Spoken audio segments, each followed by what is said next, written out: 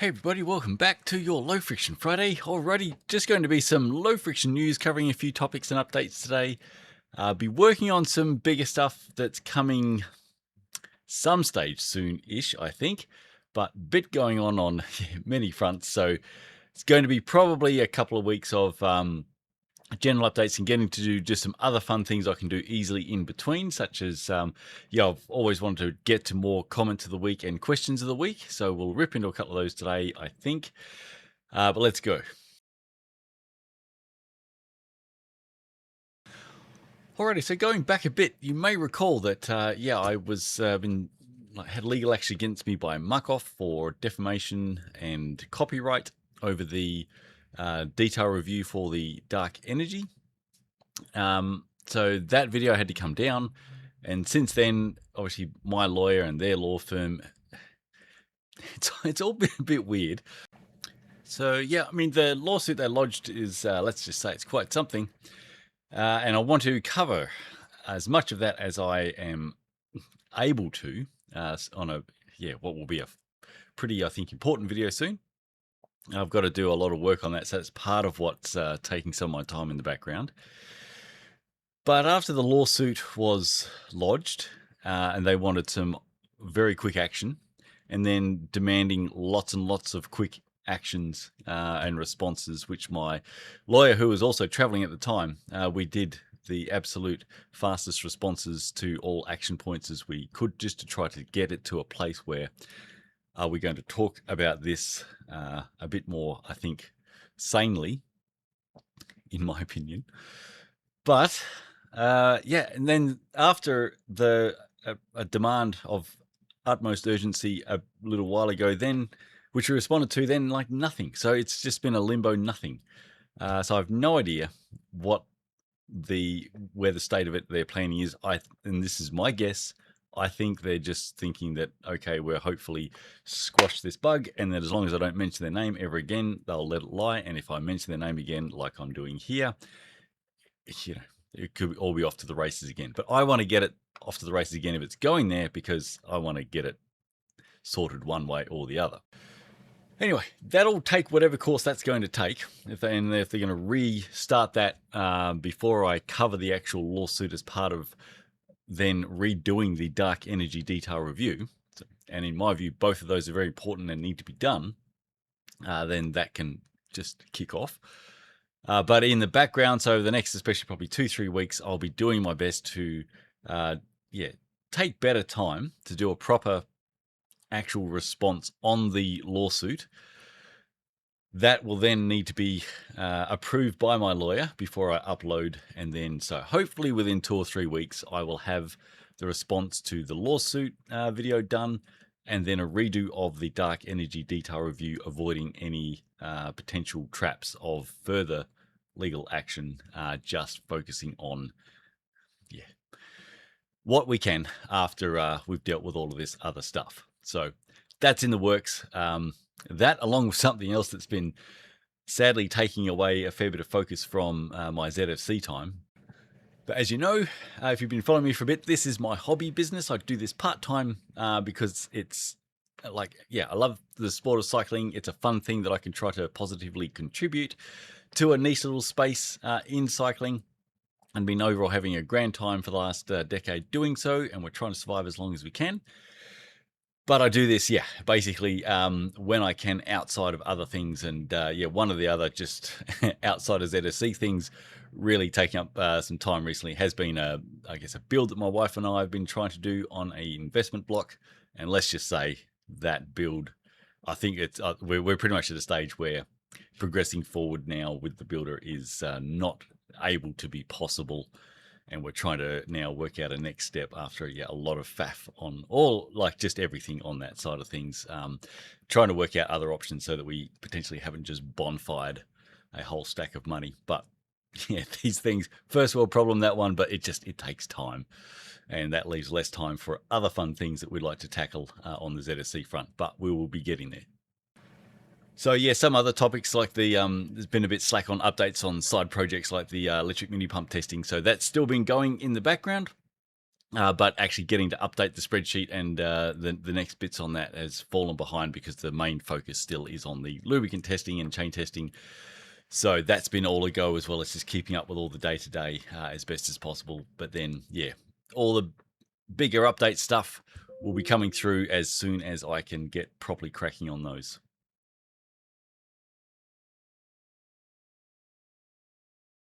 Alrighty, so the Squirt Hot Wax main test is progressing still on machine 4, and I should have that completed and detail review ready, fingers crossed, pending no other time disasters, within about 3 weeks. So that should be a fun one. And will it really take it to Cyclo Wax Race Wax? I was meant to be starting the single application longevity testing for Silka's SS Drip 2.0, which I was going to start with 1.0 to get a re-benchmark on that and then do 2.0. I've just put a quick sort of interlude or interjection prior to starting that this week. Because myself and others have noticed a drop in the simply phenomenal single application longevity you get with Squirt Hot Wax initially, we noticed that it's still awesome, re-waxes down the track, but not the same as that first one. And so that's been an interesting sort of bit of a journey. It's been hard to quantify exactly sort of how much of a drop because real world riding is so variable, and like conditions here this winter in Adelaide have been we've had really beautiful sunny days and there's been a whole lot of wet. So where I'm riding and what the conditions are, quantifying what that drop might be, it's difficult. It's enough to know that, okay, I'm very confident to put an update out saying myself and others have noticed that it's not the same, but by how much, that's what I want to try to find out. So since we just passed the halfway mark in the main test for Squirt Hot Wax, so that wax in the pot is now 15 re-waxes old, I've just quickly squeezing in the single application longevity test for like a fresh prep chain with that wax now, just to see what difference we get versus the original, with brand new and a brand new chain Squirt Hot Wax. So if there's a notable difference, which just off the run sheet so far, it is tracking with faster wear now than the original Squirt Hot Wax. So I think we are going to quantify something, which will be really interesting, and I should have that completed ready for next week. But yeah, and then we'll do the same once we've completed the main test for Squirt, and that wax is now 30 re-waxes old, doing the same thing, and see if we can try to put a bit of a percentage on what we believe we're feeling out there in our real world riding.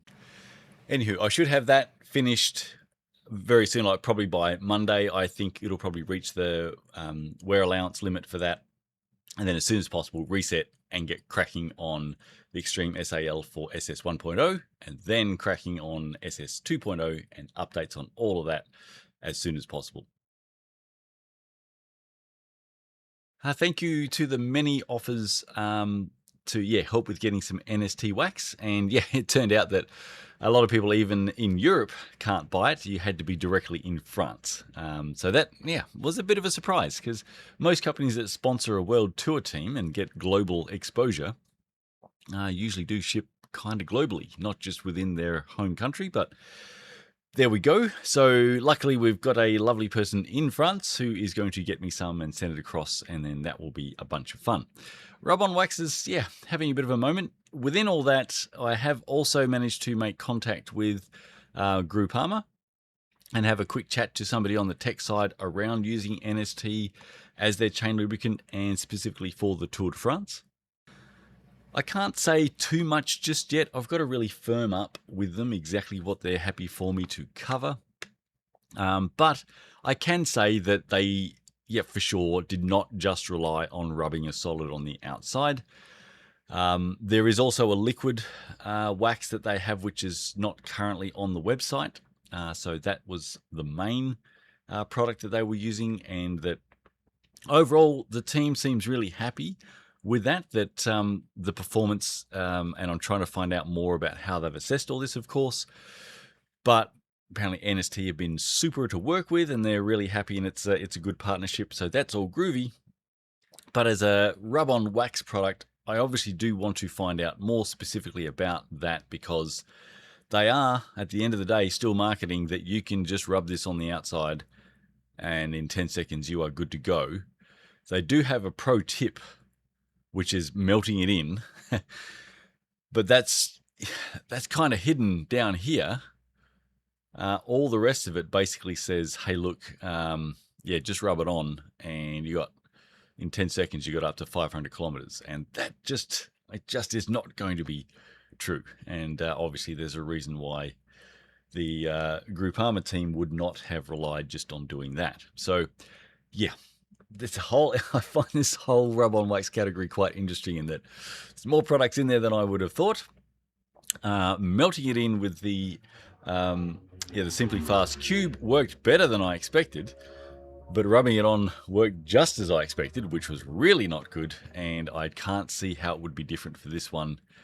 And I then obviously have questions around some of the marketing. So more to be discussed, and I'm trying to find out more about how Groupama are assessing the product performance, and also they're going to put me in contact with somebody at NST. So when I can get those chats done, we'll have a fun, more detailed update to revisit on this product and the whole topic of rubbing solids on the outside of your chain.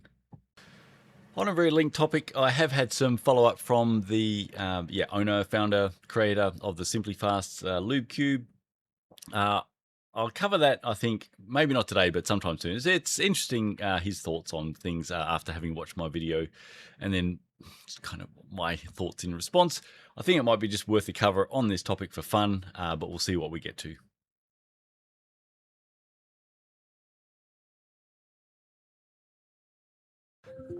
Alrighty, this one's, well overdue to be covered, a bit waylaid with all the other stuff. So we'll call this question of over many weeks, because this is something that has been coming in a bit over the last sort of, X months, where people using either Rex Black Magic or Cyclo-Wax Pocket Wax have written in saying, hey, to me it seems too thick and that it's not really penetrating, and it just seems to be sitting on the outside and then making a mess when I initially pedal the bike in. Is the concern that the wax is actually getting into where it needs to be real, or is everything fine and I'm all okay? Thank you to a long-time follower and customer who sent in some excellent photos and video, way better than what I've got, but we had the same experience as what we're about to demonstrate, or extremely similar. Anyway, here, personally using Black Magic and also with some local customers as well. And that's why we put a stop sale on the Black Magic wax strip until we sort of figure out where we're at with this product with Rex. So there have been discussions with Rex, and I know customers have also discussed the pocket wax with Cyclo-Wax. It's a bit of a fun one. So first up, I want to sort of caveat that, for many years now, I've had a really excellent relationship with the CEO, I think founder also of Rex, as well as CEO founder of Cyclo-Wax. I've had the pleasure of dealing with them for all these years, doing a lot of testing for both of those companies for their wax products. And they have, as we've seen, awesome immersive wax products. We also did do a lot of testing as part of the samples and prototypes of the Rex Black Magic. So it was a bit of a surprise when the, experience that the customers and I was having with the Black Magic we stocked turned out to be a bit of fun. But overall, I can just say that where we're at on understanding what their plan is for these products and their customers, I'm not 100% sure yet.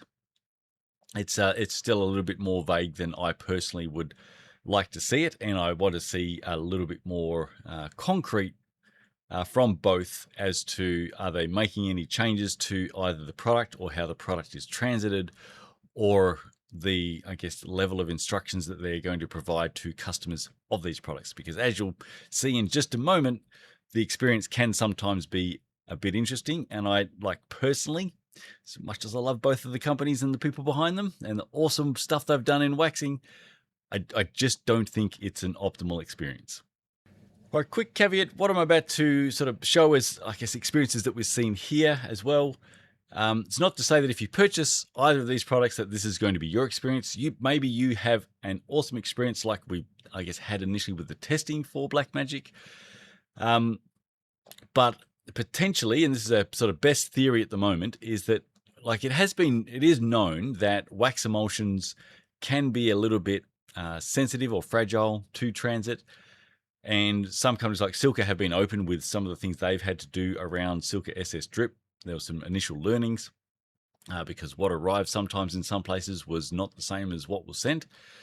And they've had to take care with how this product comes together, and also in some cases how it's transited. So like they don't want to send it over Alaska, where it's going to be in sub-freezing temperatures in a low cabin pressure, or because it's in the cargo hold, so low pressure environment. It cannot be awesome. And then sometimes the product might sit in a hot container on an airport tarmac and be baking away at 60 degrees for X amount of time. That may not be awesome. Sometimes both of those things may happen to the product in transit, and that can be maybe really not awesome.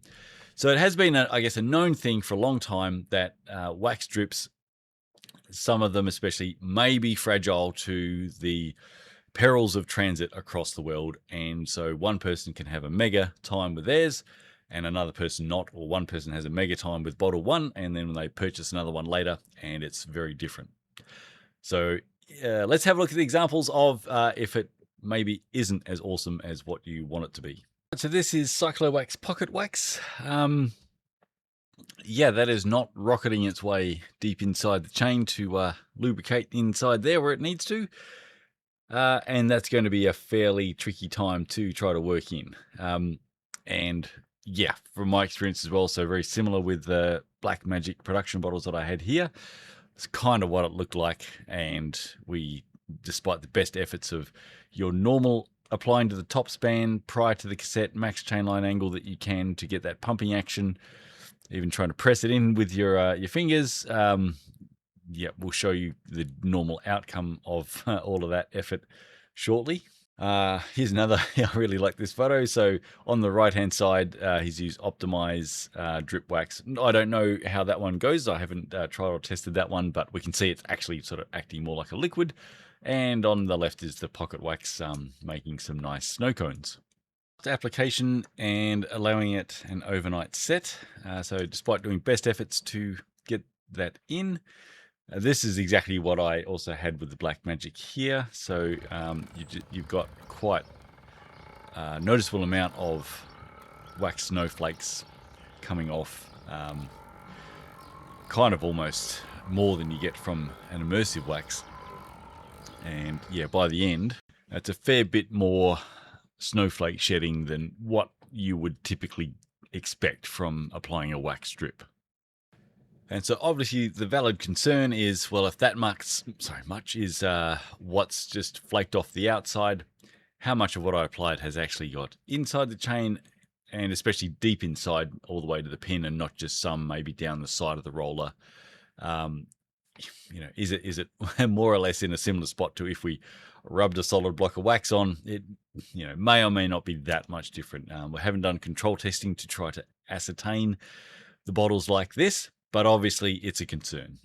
My field testing using the Black Magic, which was acting just like that, my chain would start to sound and feel dry fairly quickly again after a solid application of it, which was why I was topping up to begin with.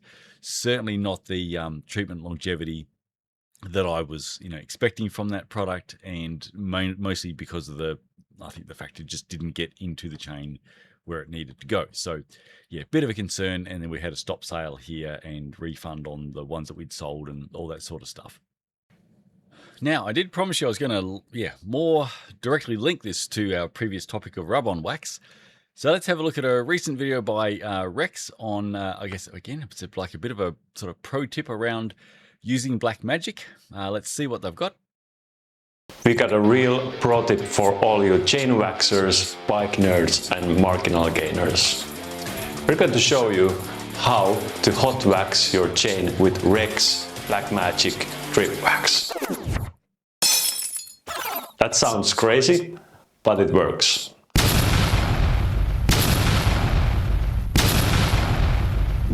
What you need for the process is, of course, Rex Black Magic drip wax, a heat gun, and heat shield to protect your bike.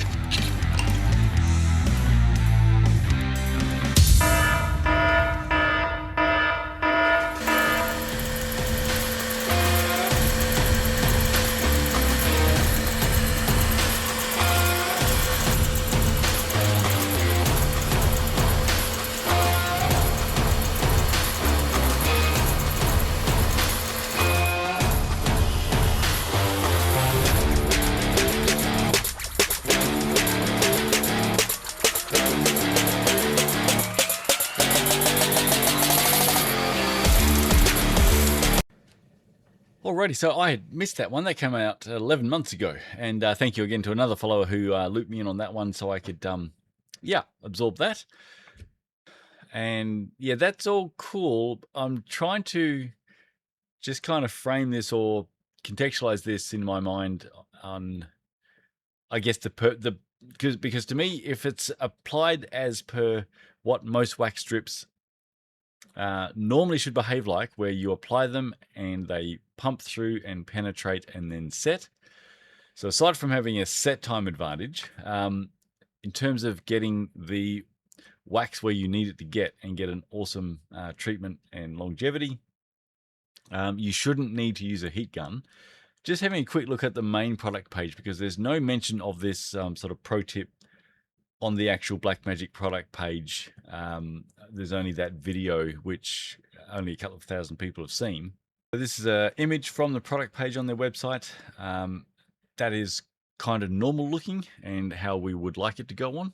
That's how the product we had on test went, and that was different to this, which is how the pocket wax for this customer has gone on, and others I've seen similar, and how my retail Blackmagic product went on.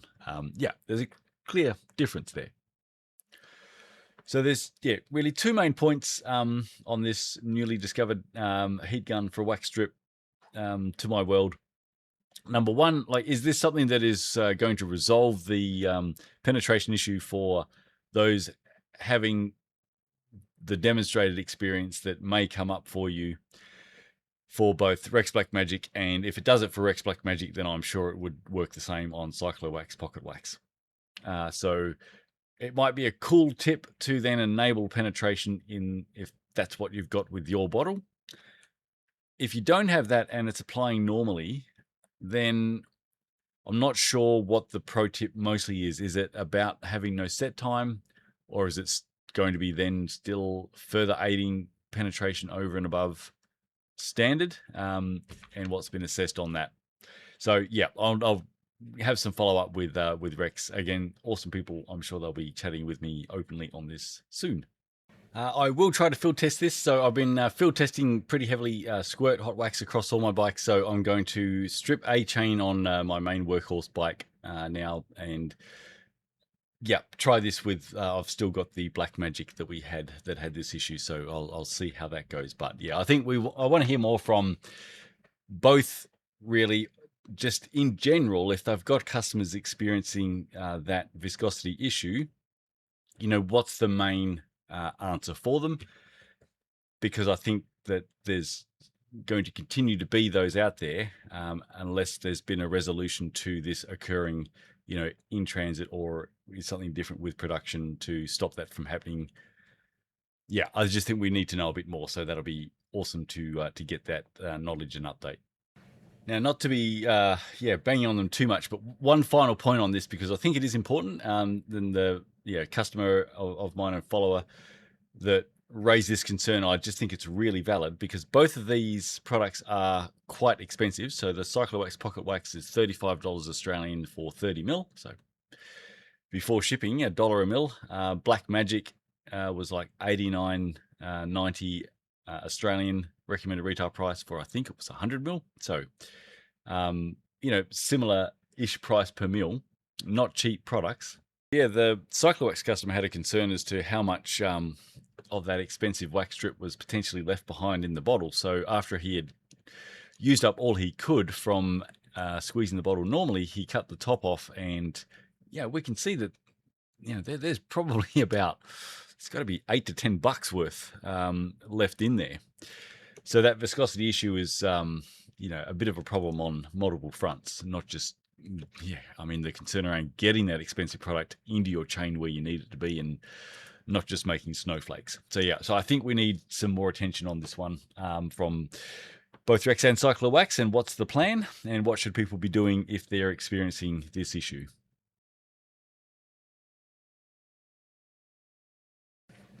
All right, since I'm on my crazy work trying to debunk utter BS with facts and logic, let's stay on that vein for a while, because it's one of my favorite things to do.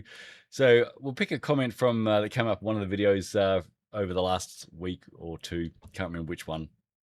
And it's something that comes up from every now and then since the Hambini attack doc. So let's just cover it on video in this little section for fun. Because once again, it just shows very quickly and easily when someone is deliberately full of shite for all the wrong reasons, and just how quickly that can pervade. The old adage of, like I think we covered last week of, bullshit's done a lap of the world before the truth has got its shoes on. Let's put the shoes on the truth and let's just see how it goes anyway. All right, so one from Papa Legba, who is a fairly prolific anti-waxer. I can't believe that is actually a thing, but there it is. So coming up in one of the videos, so replying to someone, unless Adam Karen can measure to within 0.496 microns accuracy, his data is fake. Math does not lie. You and Adam Karen clearly do though. All right, so this is in reference to the section in the Hambini attack doc on how I do my chain check measures as part of the test. So claiming that my testing can detect a measurable difference of 0.3% of 0.64 millimeter, which doesn't make any sense, equating to 0.0019 of a millimeter or 2 microns. Goes on very deliberately incorrectly further to say when extrapolated over a full chain length of 116 links, approximately 1.47 meters, he asserts that his setup can detect a variance of just 0.22 millimeters, the thickness of 2 sheets of paper on a chain that is inherently flexible. To put this into context, Karen is claiming his measuring equipment can detect the presence of a single rod of E. coli bacteria 2 microns on the bike chain over 10 links. Like, it's wildly incorrect and weird to start with, so he's taking a measure from 10 links, extrapolating it out over the length of the chain, and then bringing it back to 10 links. The actual check measure system is really simple, and it's explained in the test brief, which he read. So, as I quickly demonstrated to you, and you see how simple it is, you may wonder, quite rightly so, how does an apparently qualified engineer misunderstand something so simple to type out that utter rubbish?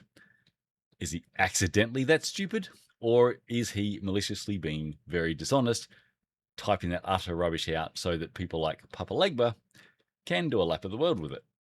So as demonstrated there, I use the KMC digital chain wear checker that measures to 0.01 of a millimeter. So that 0.3, is that 7 or 1 on the image there? 0.37 or 0.31 millimeters, whichever that digit is saying.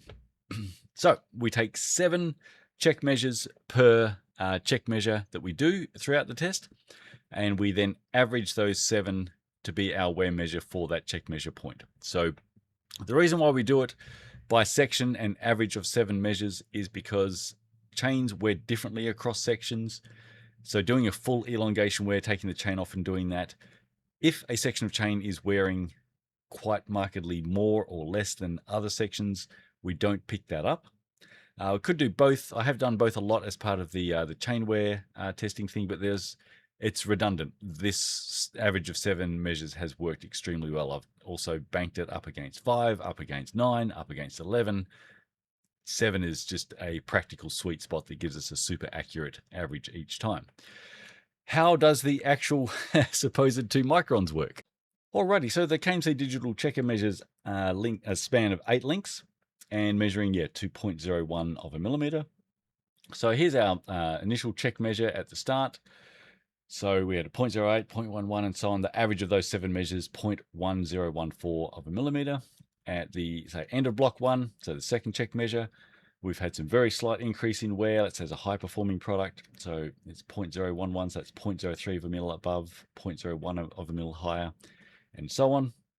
So that check measure comes out to an average of 0.1157. We have a difference in wear between measure 1 and measure 2 of 0.0143 of a millimeter.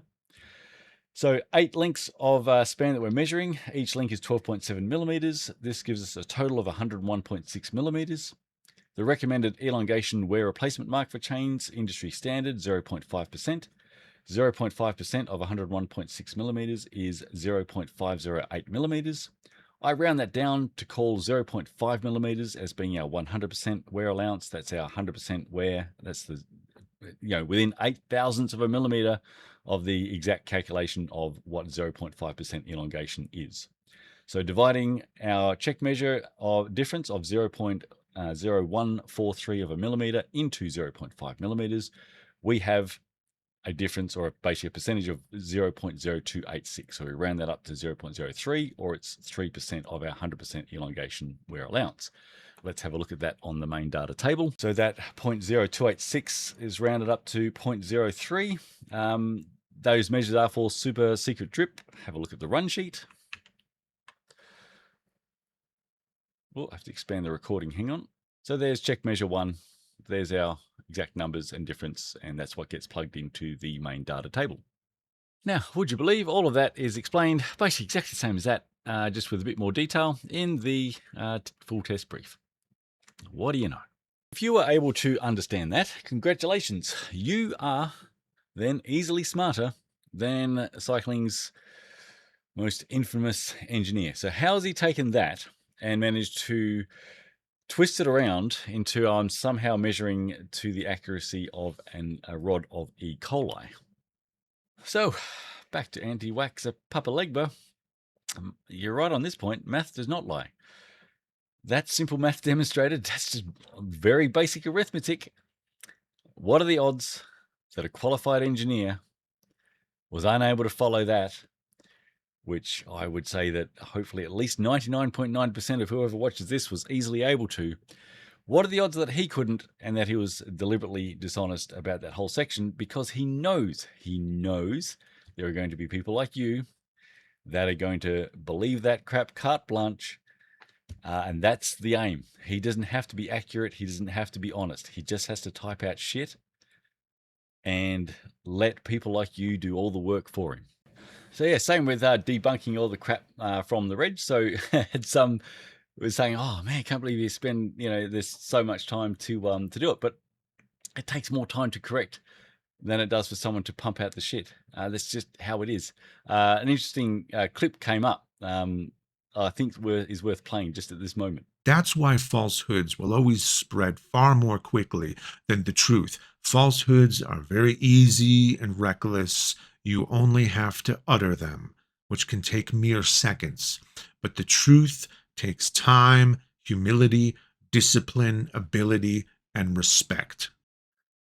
Yeah, and so that is the battle that we face. And look, thankfully, like in this space, whilst I like to try to defend it because we've worked hard in it for a long time now, but oh man, in spaces that actually matter, boy, do I feel for the people that have done and do just such amazing work in many amazing fields, and just have that work constantly just undermined and destroyed by conspiracy theorists and nut jobs and just corrupt and morally bankrupt people.